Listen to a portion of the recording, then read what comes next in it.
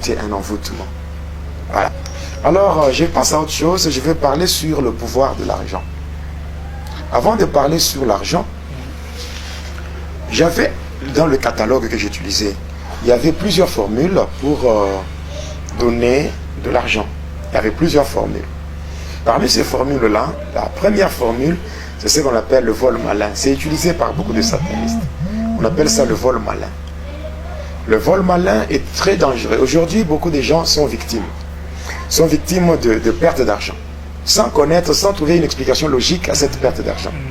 Et que vous travaillez, mais finalement, vous ne savez pas jouir de votre argent. Parce que ça disparaît d'une manière là bizarre. Il y a des gens qui se posent mille et une questions pour savoir, mais comment? Qu'est-ce qui s'est passé? Comment est-ce que j'ai perdu mon argent? Et il peut y arriver, quelqu'un était en train de vendre là, il a fait beaucoup de bénéfices, mais après il veut voir son argent, mais il dit, où est parti l'argent? Mais il s'est dit que non, j'étais seul ici, il n'y a personne qui est venu. Moi je faisais ça.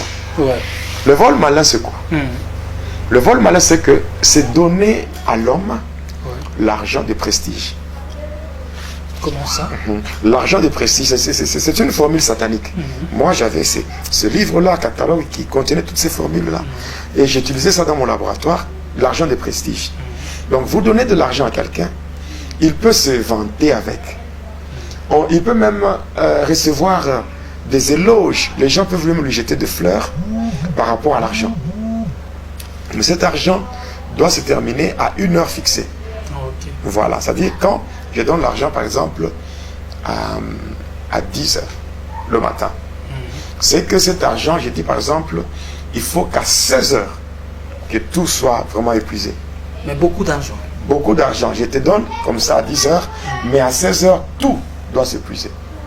Donc, tout doit s'épuiser à 16 heures. Cela veut dire quoi? Cet argent que je vais donner, tu n'as pas le droit de payer quelque chose qui peut rester avant, donc après cette heure-là. Donc tu n'as même pas le droit de payer une boîte d'allumettes. Tu n'as même pas le droit de payer un bouton. Même pas une aiguille. Donc tu dois tout faire pour dépenser cet argent. Mais en fait, tu ne peux pas payer le véhicule, par exemple. Non, tu n'as pas le droit de payer quelque chose qui peut rester comme un souvenir. Et c'est ça la condition? C'est ça la condition. Toi, tu dois seulement utiliser cet argent. Mais tu ne payes pas quelque chose qui peut rester. Non, même pas un bouton. Même pas une aiguille. Mais comment alors, par quel moyen tu peux dépenser l'argent sans toutefois avoir quelque chose qui va rester en souvenir? Cet argent, si par exemple, dès qu'il est 16 heures, et que tu restes même avec $1, soit tu meurs, soit tu deviens fou. C'est ça. S'il reste même $1, soit tu meurs, ou bien tu deviens fou. Voilà, c'est comme ça. Pourquoi on appelle ça vol malin? C'est-à-dire que quand j'ai mon client, c'est lui qui a besoin de cet argent, moi ce que je vais faire c'est quoi? Je vais faire des invocations. Et là, je vais m'adresser à une banque. C'est-à-dire, je vais envoyer les démons à une banque. Les démons vont aller à la banque voler l'argent. Dès qu'ils prennent l'argent, avant de prendre l'argent, ils vont se rassurer par rapport à l'heure de l'inventaire. Si l'inventaire doit se faire à 16 heures, ils vont venir. Ils vont m'indiquer que voilà, l'argent est là. Mais à 16 heures, il y aura l'inventaire à la banque. Et ainsi, moi, le client qui est venu me voir, bon, lui d'abord, il me donne le vrai. Son argent d'abord. Ouais, il y a des choses qui sont drôles. Donc, il me donne l'argent pour que je lui donne l'argent. Alors, lui me donne le vrai que moi je peux utiliser. Ce que je peux utiliser, je peux même payer quelque chose que je peux garder comme souvenir. Mais moi, l'argent que je veux lui donner, quelle que soit la somme ou le montant, lui n'a pas le droit de garder même un souvenir. C'est ça le vol malin. Alors là, il peut... Alors maintenant, ce qu'il peut faire, il a l'argent, il peut entrer dans un bar, il peut entrer, il commence à payer la bière, il peut arriver et dire à tout le monde de ne pas payer. Il mettait autant de casiers là-bas, autant de ceci, autant de cela. Allez, buvez, c'est moi qui paye. Il y a des gens qui font comme ça, on leur donne même des noms. Ce n'est pas que ces gens-là sont généreux, non. Ce n'est pas la générosité. Non, tout simplement, ils cherchent comment se débarrasser. Parce qu'une fois que tu as cet argent, tu as maintenant un fardeau. C'est une pression. Parce que tu as un fardeau. Voilà. Donc tu es esclave de cet argent. il faut vraiment tout faire pour se débarrasser. Mais si les gens te refusent de cet argent-là, tu vas pleurer. Donc, ça sera la mort. Le problème, c'est que tu dois utiliser l'argent. Voilà. Quelqu'un peut commencer à faire des bookings. Hein? Il peut commencer à prendre un taxi. Allez, mets-moi là-bas. Amène-moi là-bas. Il entre ceci. Donc, il commence à dépenser de l'argent. L'objectif, il faut que tout se termine. Voilà. Maintenant, s'il est en train de chercher comment se débarrasser de cet argent. Supposons que, par exemple, dans les dépenses que la personne va faire, et les personnes qui reçoivent cet argent. C'est ce que j'ai fait ce soir d'expliquer. Voilà. C'est-à-dire que quand il prend l'argent, il va, par exemple, à une boutique où je dirais un lieu où les gens vendent des articles de produits. Il paye quelque chose à manger avec cet argent. Il part. Mais cet argent-là qu'il a donné, si le vendeur prend cet argent et mélange avec son argent qu'il avait avant, à l'heure de l'inventaire, même l'argent qui était là, l'argent normal, doit disparaître. Tout disparaît. C'est comme ça qu'il y a des gens qui se posent des questions. J'avais l'argent, mais c'est parti où? Il y a des gens qui travaillent à la caisse, dans des magasins, je ne sais pas où, dans des quincailleries, qui travaillent, tout. Mais au moment de faire l'inventaire, on se rend compte qu'il y a une perte d'argent. Et on commence à retrancher. Donc, dit, bon, on va te retrancher dans ton salaire. Mais intérieurement, il se pose la question. Je n'ai pas pris. Je n'ai rien pris. Voilà pourquoi nous devons être avec le Seigneur. Nous devons être avec le Seigneur d'une manière permanente. Même sur les lieux du travail, il faut que le Seigneur soit avec nous. Donc, vivre avec le Seigneur, ce n'est pas seulement lorsque nous avons des problèmes que nous allons faire recours à lui. Le Seigneur doit être d'une manière permanente dans nos vies. Parce que la présence du Seigneur nous protège. Les gens qui sont animés de mauvaise foi peuvent venir avec leur argent. Mais les démons qui sont affectés à cet argent-là ne peuvent pas supporter la présence du Seigneur. Voilà pourquoi il y a des endroits où donc un sataniste, bien quelqu'un qui a l'argent satanique, les démons ne peuvent pas l'orienter vers quelqu'un qui craint Dieu. Voilà. Donc voilà pourquoi quand on se réveille, on commence la journée avec le Seigneur. Quand on arrive sur les lieux du travail, on doit prier. Comme pour dire, et Josué 1:3, tout lieu qui foulera la plante de votre pied, le Seigneur vous le donnera en possession. Donc prendre possession d'un lieu, c'est imposer silence à tout ce qui n'est pas de Dieu. Tout ce qui ne rend pas gloire et honneur à Jésus-Christ, tout ce qui ne confesse pas, tout ce qui ne reconnaît pas la divinité de Jésus, doit quitter. Et partant de ce que vous avez expliqué, j'ai compris que le diable, ses acolytes, joue plus à la ruse. Hein? Oui. Et sachant que les chrétiens sont très forts, et ils cherchent par tous les moyens comment le dépouiller de leur force par de stratégies. Il y a beaucoup de stratégies. Vous voyez, par exemple, si par exemple, à l'heure fixée, l'argent, on n'a pas pu épuiser ça. On n'a pas pu épuiser l'argent. Qu'est-ce qui va se passer? Ce qui va se passer, c'est que la personne tombe dans la folie ou la personne doit mourir.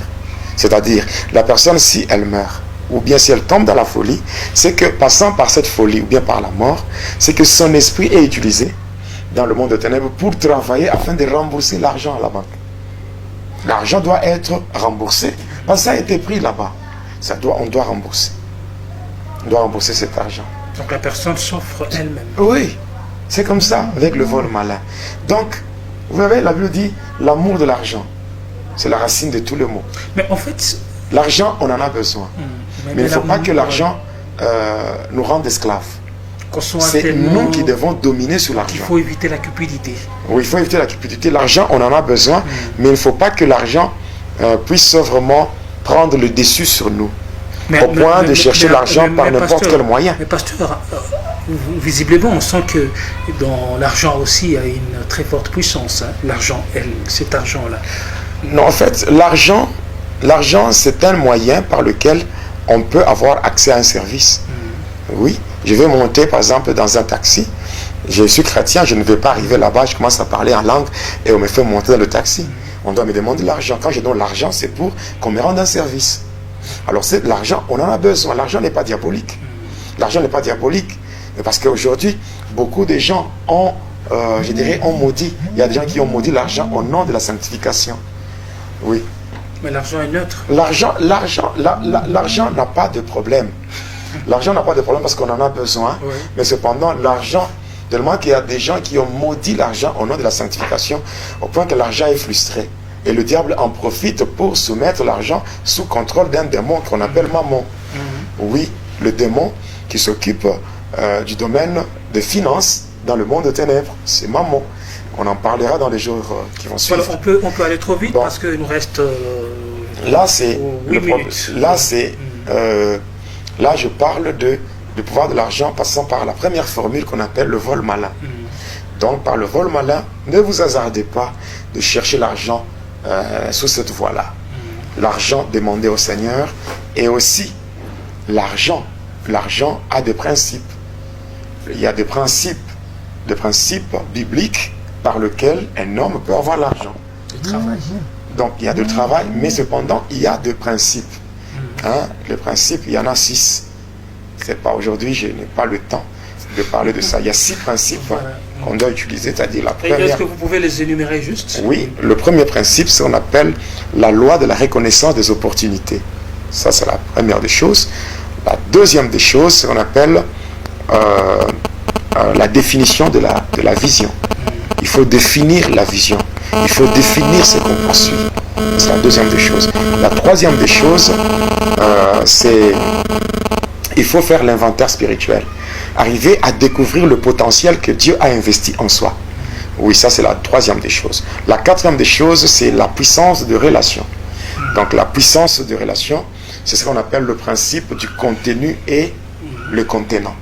Après, cinquième principe, c'est le principe de l'emballage. Et le sixième principe, c'est ce qu'on appelle l'intelligence dans la saison. Ah, il faut signifier ici et préciser que ces principes-là sont des principes bibliques. Bibliques, avec de versets. Oui. Il y a... Vous aurez à donner peut-être dans... Parce que va et dis-leur, ne va pas se limiter seulement au témoignage. Parce que comme certaines personnes le disent, que non, on parle trop de Satan, on parle beaucoup des histoires. Mais Paul est clair dans son langage. Et puis il faut signifier que l'on est encore à la partie témoignage. On est, en fait, le témoignage a 3 parties. Voilà. La première partie, c'est mon parcours quand j'étais encore sataniste. Je suis en train de parler de ça. Il y a ma délivrance, c'est la deuxième partie. Donc, ma délivrance suivie de ma conversion. Et aussi, il y a aussi maintenant, la troisième partie, c'est mon parcours avec le Seigneur. Mon parcours avec le Seigneur. Comment le Seigneur m'a fait visiter l'enfer. Comment le Seigneur m'a fait visiter le 3e ciel. Même la Jérusalem nouvelle. Je vais parler de tout ça. Et au-delà de ça, vous allez un peu plus tard vous revêtir de votre casquette en tant que pasteur. En tant que pasteur, parler de mon ministère. De votre ministère et aussi parler... Et puis, il y a une chose. Selon Ephésiens 5, le verset 8, elle lui dit quoi? Vous qui autrefois étiez ténèbres.